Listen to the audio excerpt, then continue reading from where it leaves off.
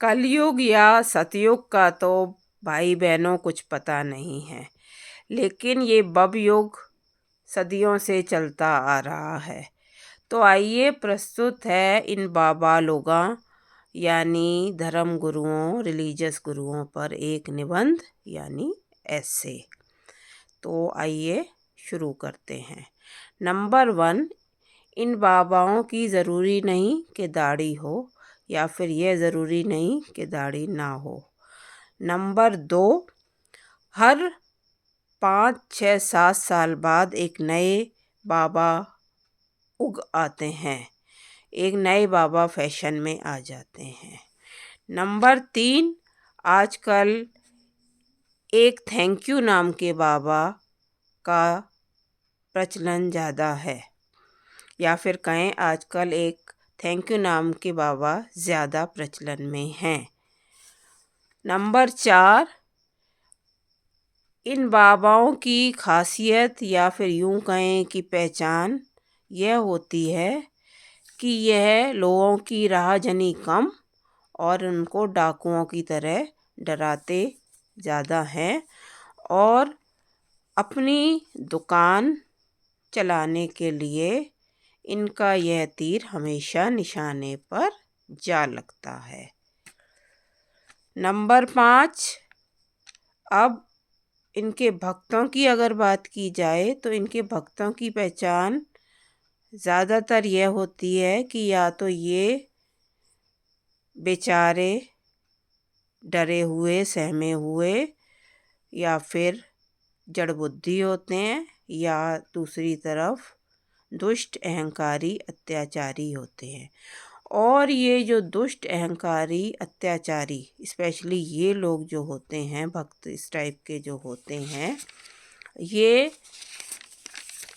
इन बाबाओं की दुकान पर आकर अपने धन की फूल मालाएं अर्पित करके अपने दुष्कर्मों को जस्टिफाई करवाते हैं और अपने गिल्ट या फिर अपराध बोझ से मुक्ति पाने की कोशिश करते हैं।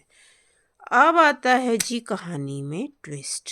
2 पॉइंट हैं, वो ट्विस्ट वाले हैं। नंबर 6 या फिर 7 आप गिन रहे होंगे। इन बाबा के कुछ भक्त जो कि ना के बराबर होते हैं, वाकई बेसिकली अच्छे इंसान होते हैं और एक शुद्ध सच्चे मन से इनके पास जाते हैं। नंबर 7 या 8,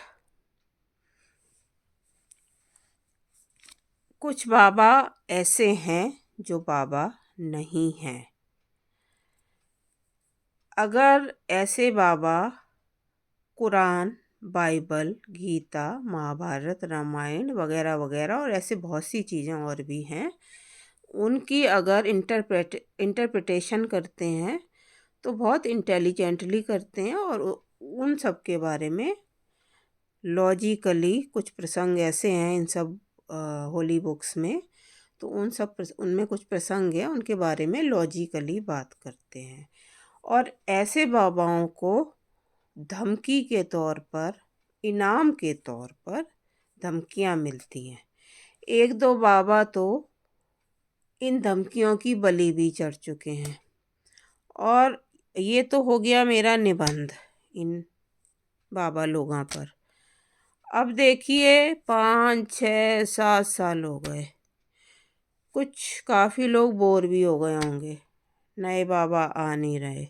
तो देखिए कहीं देखो प्रकृति एक संकेत देती है, 6-7 साल हो चुके हैं, तो समझ लीजिए अब कुछ शुद्ध और पवित्र घटने वाला है।